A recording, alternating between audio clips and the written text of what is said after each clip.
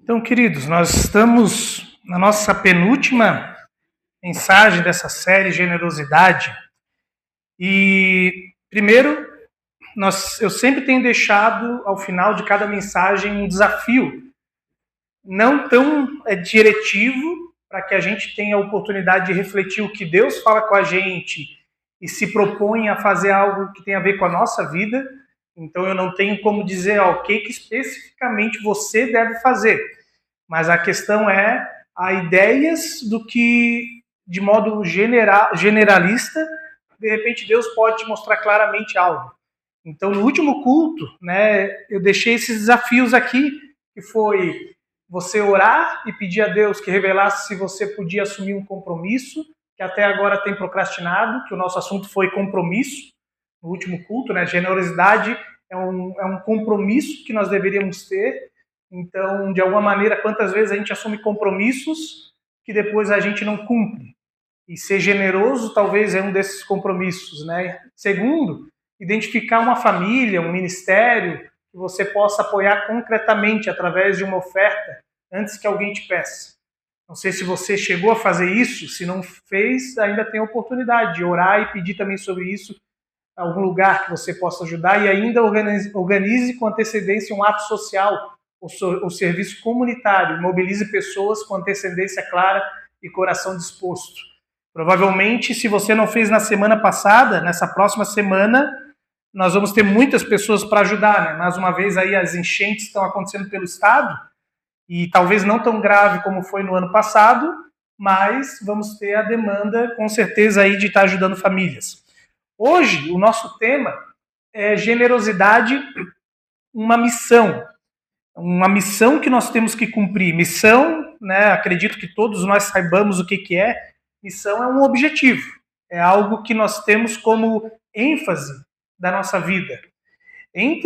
Óbvio que uma das principais missões que nós temos, ou a principal missão, que é levar o evangelho, pregar o evangelho, fazer discípulos, batizar eles em nome do Pai, do Filho e do Espírito Santo, mas um dos jeitos que a gente tem para cumprir essa missão tem a ver com a generosidade. Só que, quando nós falamos de missão, de levar o evangelho, de nós como igreja, a nossa essência ser justamente isso, de falar de Jesus, uma das coisas que eu tenho percebido cada vez mais é as pessoas desanimadas e talvez até mesmo dizendo, eu não sei se isso ainda é possível. Eu não sei se a igreja ainda consegue ter relevância, se nós ainda conseguimos alcançar pessoas, se eu ainda consigo fazer algo pelo reino. E a gente vai, na verdade, vendo pessoas dando motivos pelos quais, em muitos contextos, talvez até dentro da nossa realidade de igreja luterana, que ao invés de nós crescermos como igreja, de alcançarmos pessoas, na verdade a gente está diminuindo.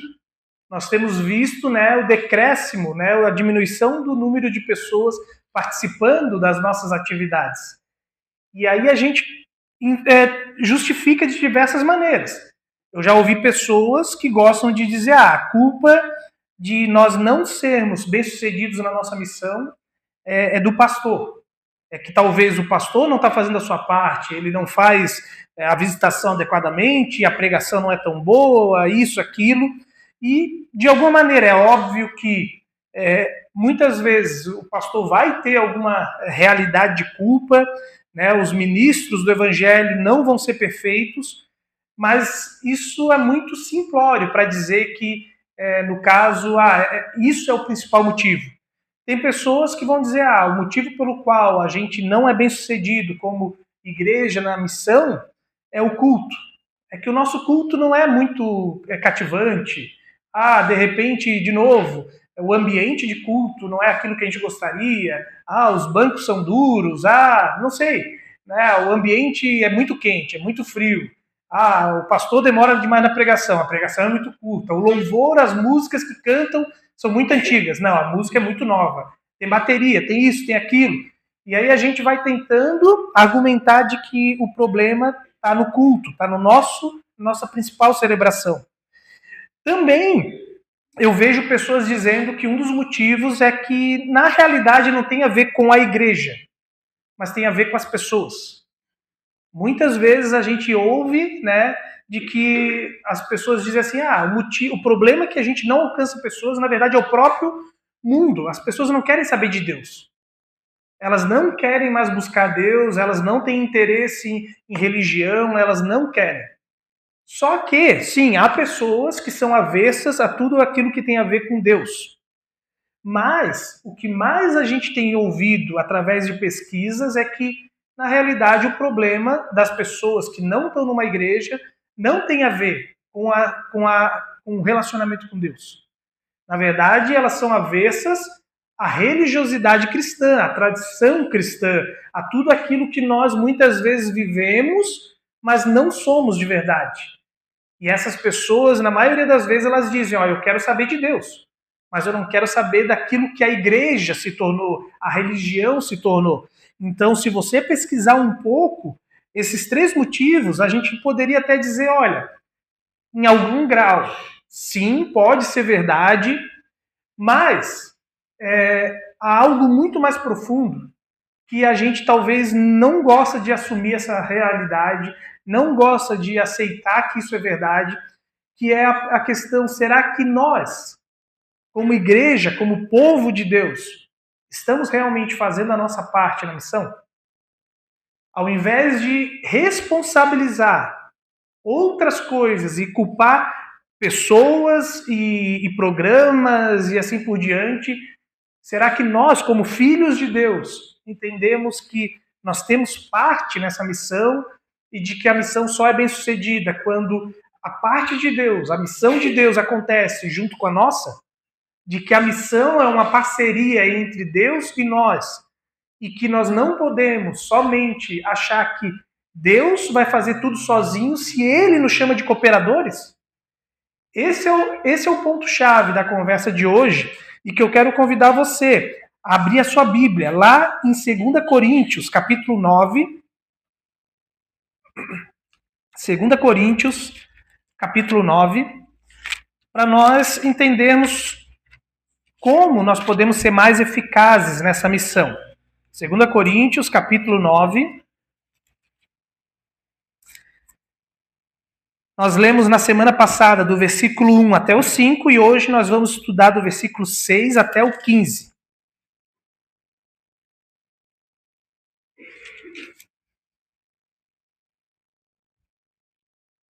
Segunda Coríntios, capítulo 9, versículo 6 até o 15. O apóstolo Paulo ele diz assim: E isto afirmo, aquele que semeia pouco também colherá pouco, e o que semeia com fartura também colherá com fartura.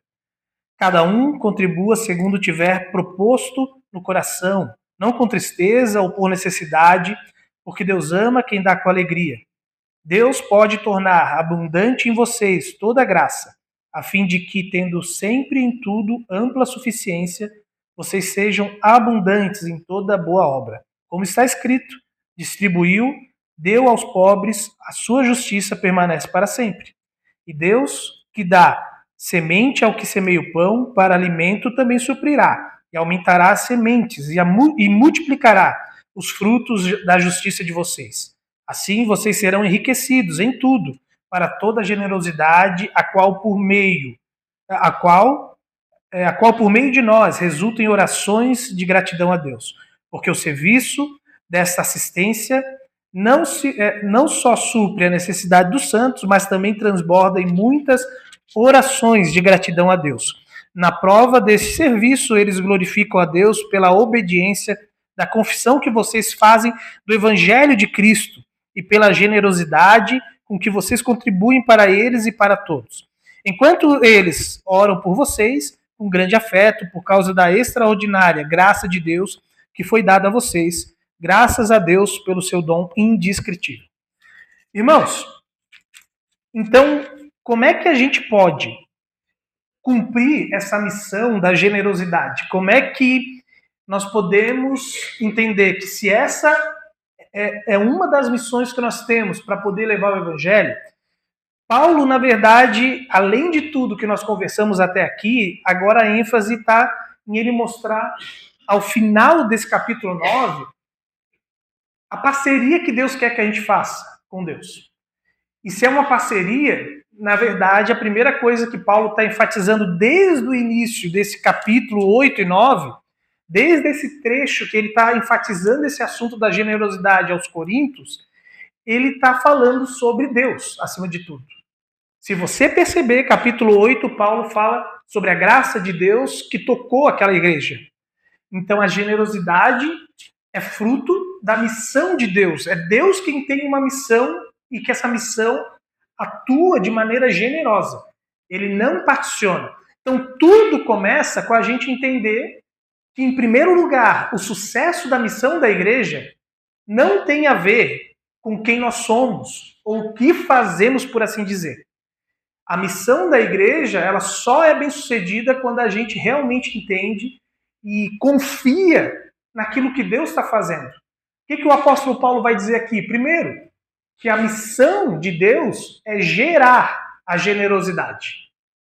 Quantas vezes, de novo, falando sobre se nós queremos ver a igreja tendo condições de tanto de talentos quanto de tempo, pessoas dedicando tempo, talento e tesouro no reino de Deus, investindo o máximo que é preciso para que a comunidade avance, quantas vezes a gente vai ir pelo caminho de constrangimentos ou forçar as pessoas a se sentirem obrigadas a contribuir?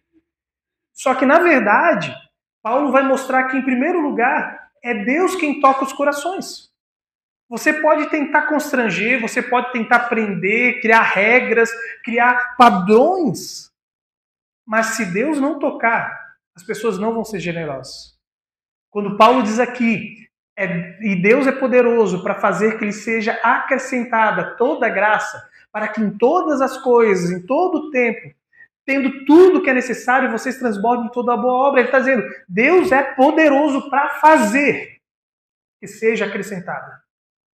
É sobre isso que Paulo está falando. Ele está dizendo, é quem tem o poder, quem tem a capacidade de levar a igreja, o povo de Deus, a realmente se dedicar para a obra, não é o pastor. Por melhor e mais clara que seja a minha pregação, por mais que seja um tempo que a gente se aprofundou durante um bom tempo estudando, né, essa palavra sobre generosidade,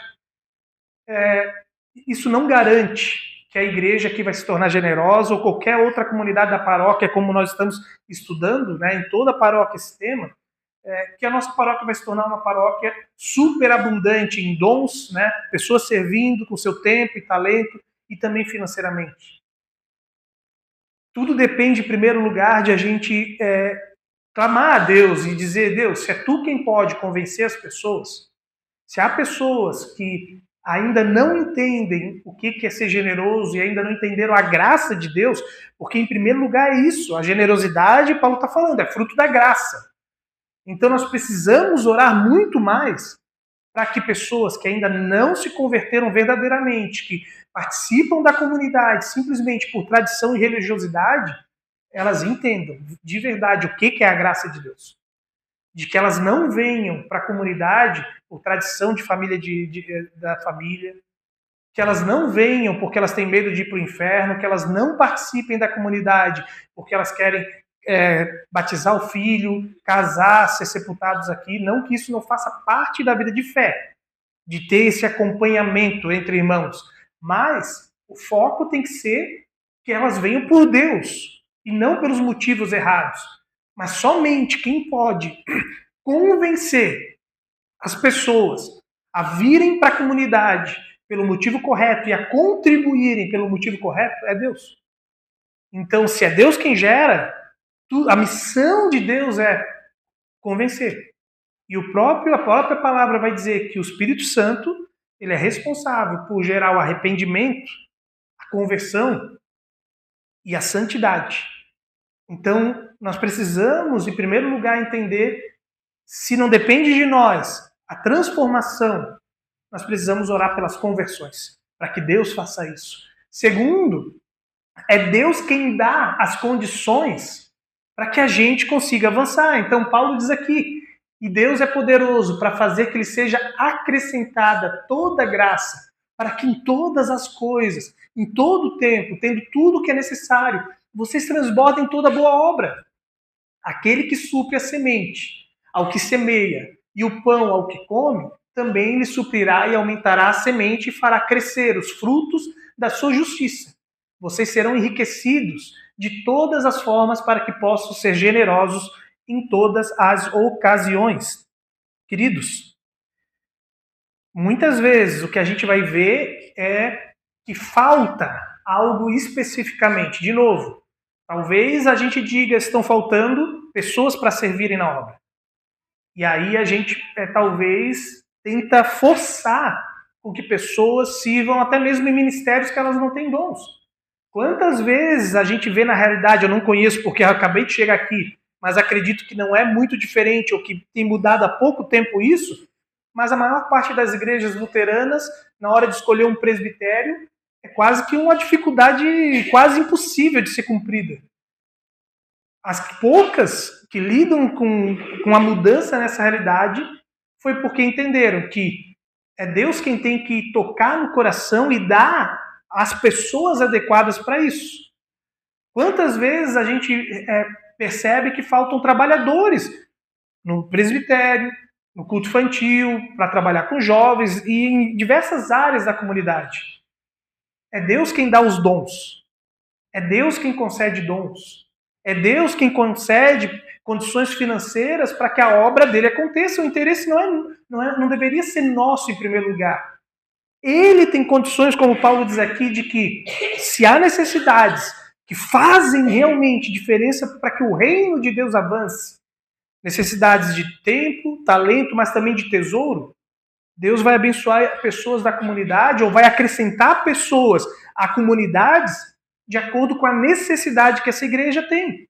Então, entenda que se você está aqui nessa comunidade, é porque Deus está trazendo você, dando você ao reino nessa comunidade onde o reino é servido, a igreja serve ao reino através dessa comunidade e Deus está dizendo, eu estou concedendo você a esse lugar e com dons, talentos e tesouros, porque essa comunidade tem necessidades.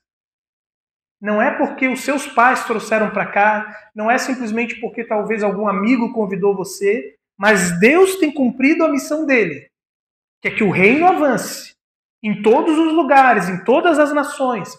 E nesse sentido, entender que Deus concede o que nós precisamos é entender que eu e você somos parte fundamental e somos ferramentas de Deus para que o reino dele avance. Mas se é Deus quem dá, e se há falta de alguma coisa, nós precisamos pedir, Deus, não somente gere, mas agora conceda, nos dê.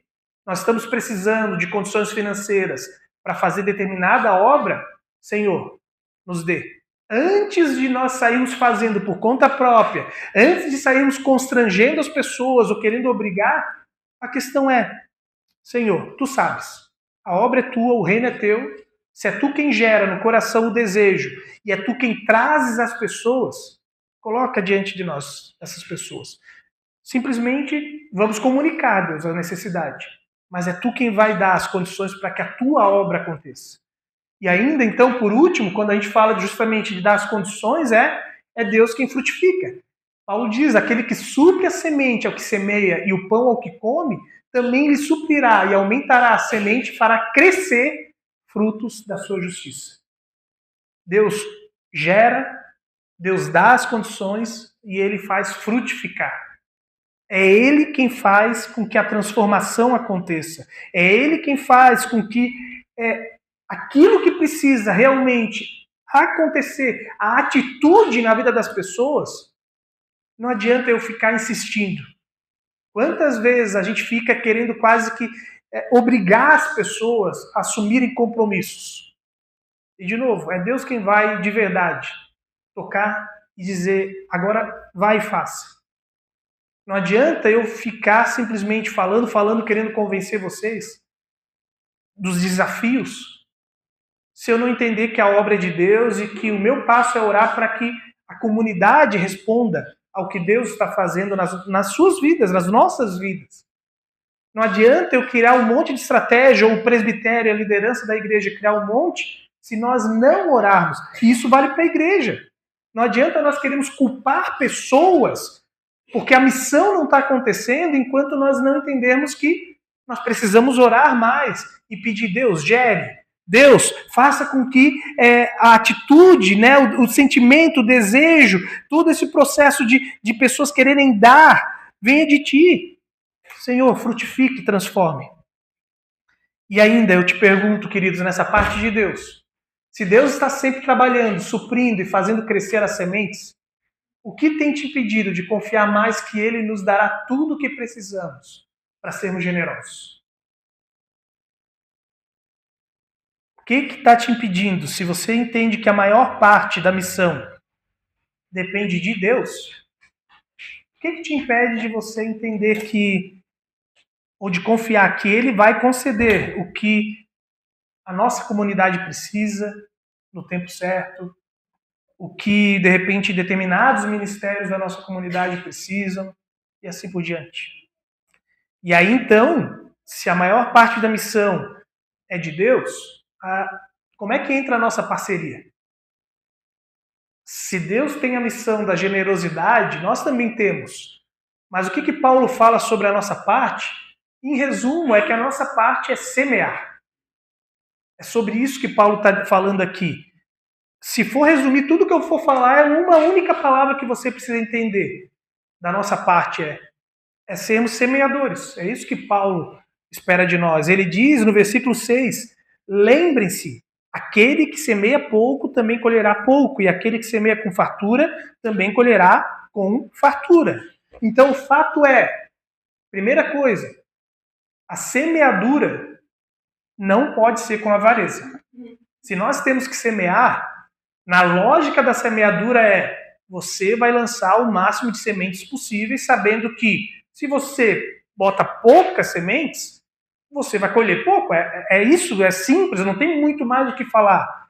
Você bota 3 sementes, a chance de crescer pode ser que nem cresçam 3 sementes. A lógica é essa.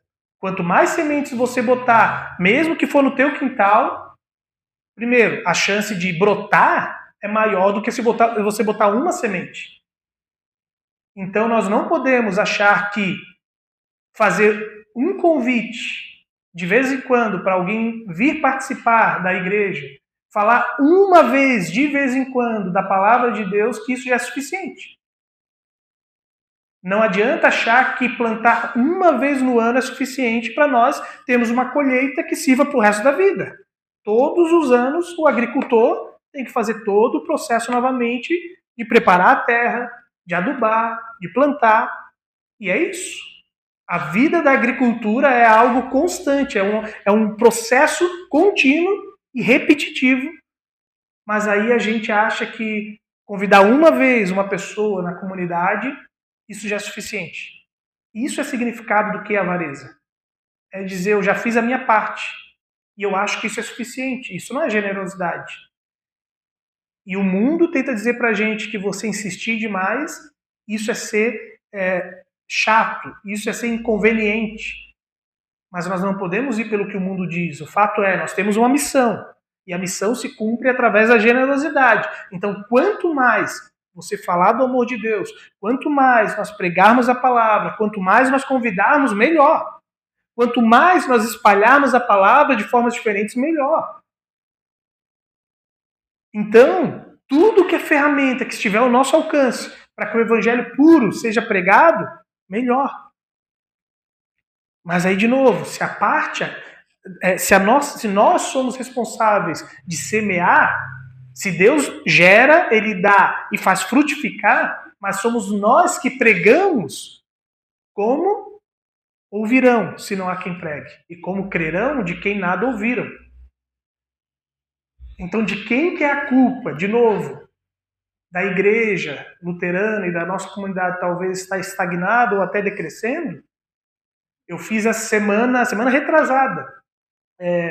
Peguei as estatísticas, ainda que não é 100% fiel, mas que todo ano as paróquias têm que repassar estatísticas de cultos, etc., de as atividades para a ISLB. Eu fiz as estatísticas da nossa paróquia Não tem só da comunidade, mas a paróquia decresceu nos últimos anos. Agora não lembro todos os dados, em algum outro momento posso disponibilizar isso, mas decresceu. Assim como a ISLB a nível nacional, a paróquia também tem diminuído.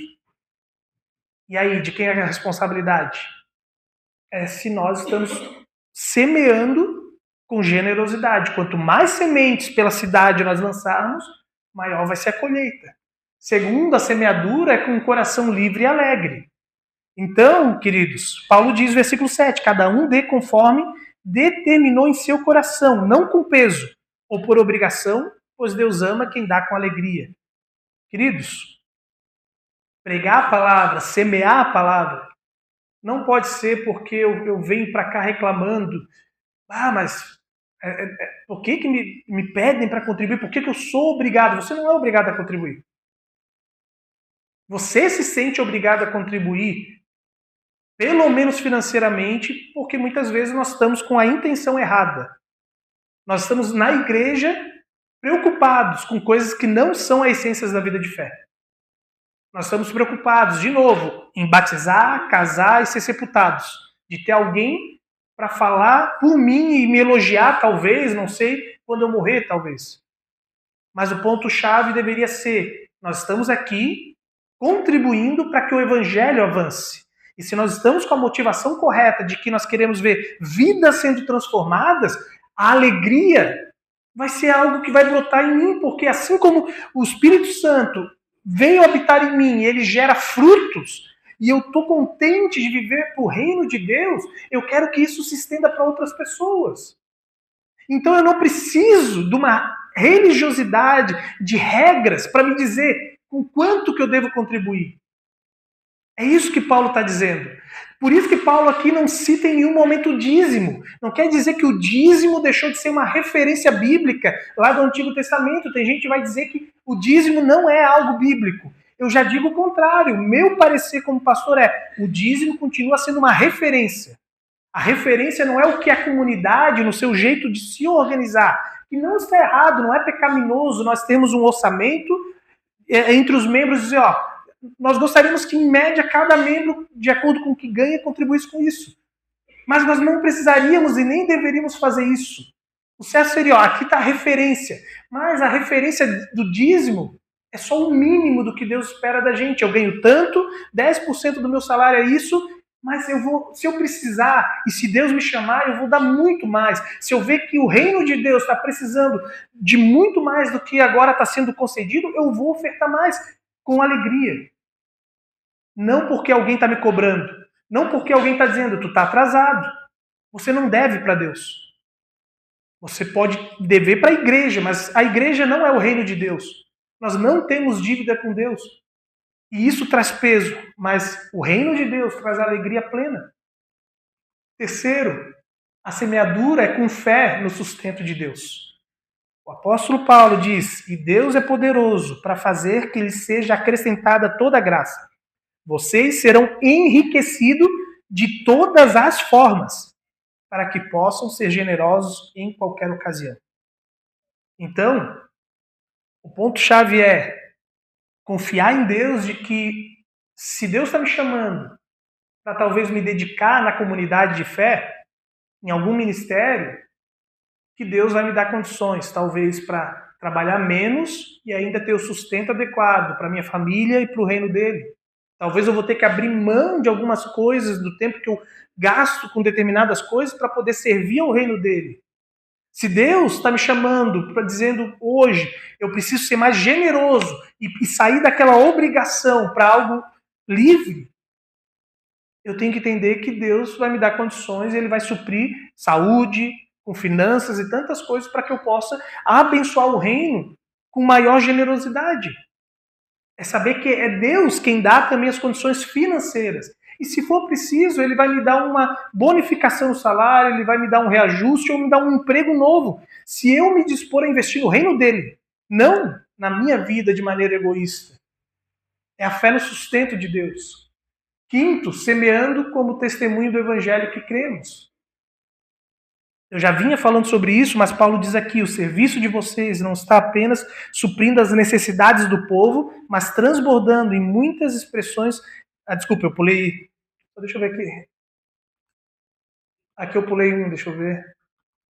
Acho que não foi ali. Semeamos com fé no sustento. Só deixa eu ver aqui que eu acho que eu pulei um. Semeamos para suprir. Eu não botei o quarto aqui. Fica aqui como se tivesse o quarto aqui. Semeamos para suprir e impactar vidas. Paulo diz no versículo 12. O serviço de vocês não está apenas suprindo as necessidades do povo de Deus, mas também transbordando em muitas expressões de gratidão. Por que a gente semeia? De novo, não é para que a gente seja beneficiado. Eu sei que não está errado uma expressão que a gente costuma dizer, mas ainda assim é uma motivação errada. Nós ouvimos e costumamos dizer em muitos momentos que quem é a pessoa mais beneficiada quando você ajuda alguém? Nós. O bem-estar que isso nos traz. Mas, de novo, quando você começa a dizer eu sou generoso porque isso me dá um bem-estar, quem é o alvo da tua generosidade não é o próximo. Sou eu. Porque, e se isso não me der um bem-estar? Porque eu estou dizendo, ó, não, eu não me importo com o retorno financeiro. Eu não me importo com o quanto que isso vai me gerar de coisa. Tá, mas minimamente eu quero me sentir bem. Tá, mas e se você abrir mão do teu tempo, como por exemplo, para vir à igreja, servir em alguns ministérios, às vezes sacrificar tempo de lazer e etc. Tá vindo na igreja várias vezes. Se isso for algo desconfortável, quer dizer que então não é algo bom? O que tem que gerar alegria em nós não é como eu me sinto em relação a algo que eu estou fazendo, mas aquilo que está suprindo a necessidade de pessoas, e só de entender que isso fez diferença, mesmo que eu tive que sair na chuva, mesmo que eu tive que abrir mão de comprar algo para mim, etc. Mas ó, a minha carne diz, eu não gostaria, eu não estou feliz, porque eu gostaria de estar usando isso para mim. Mas o fato é, a gente semeia para suprir e impactar vidas. Esse é o propósito que Paulo está dizendo. Penúltimo, aí sim, o quinto agora. Semeamos como testemunho do Evangelho. Paulo diz no versículo 13, pela obediência que acompanha a confissão que vocês fazem do Evangelho de Cristo. Nós semeamos não para que a nossa igreja cresça. Não interessa se no dia a dia nós estamos lá pregando, falando de Deus para as pessoas e daqui a pouco aquela pessoa que era afastada de uma comunidade que já participava, volte para a comunidade dela. Não importa que de repente o meu amigo do trabalho, ele mora lá na Zona Sul ou mora em Juí e lá eu estou pregando o evangelho, ou eu penso, não, por que eu vou falar de Jesus aqui? Eu estou viajando e eu nem sei onde é que essa pessoa vai participar, ela não vai vir para a minha igreja. O fruto vai ser para outro lugar. Nós pregamos o evangelho, para que o evangelho cresça e o reino de Deus cresça, não interessa onde. Eu convido pessoas a aceitarem a Jesus e não aceitarem a minha igreja. E quantas vezes talvez a gente vai ter que dizer, olha, qual é a igreja mais fiel ao evangelho que tem perto da tua casa? Se tem uma igreja bem perto e para ti é longe vir na minha comunidade onde eu participo, não tem problema. Vai nessa comunidade. Contribui nessa comunidade. Porque a gente não está em busca de que a nossa igreja cresça, mas é que o nome e o reino de Deus cresçam. E por último, semeamos como expressão da graça que recebemos. 14, versículo 14 e 15. Eles estarão cheios de amor por vocês por causa da insuperável graça que Deus tem dado a vocês. Então Paulo diz, olha, em última análise, por que eles estão agradecidos? Por que eles estão cheios de amor por vocês? Ou seja, os judeus de Jerusalém estão felizes com o povo que está levantando ofertas? Não é por causa da oferta, mas é por causa da graça de Deus. Porque eles entenderam o quão generoso Deus é. Eles não são gratos. E não deveria ser isso a nossa motivação. Aprisionar pessoas à nossa generosidade. Deixá-las em dívida com aquilo que nós estamos fazendo.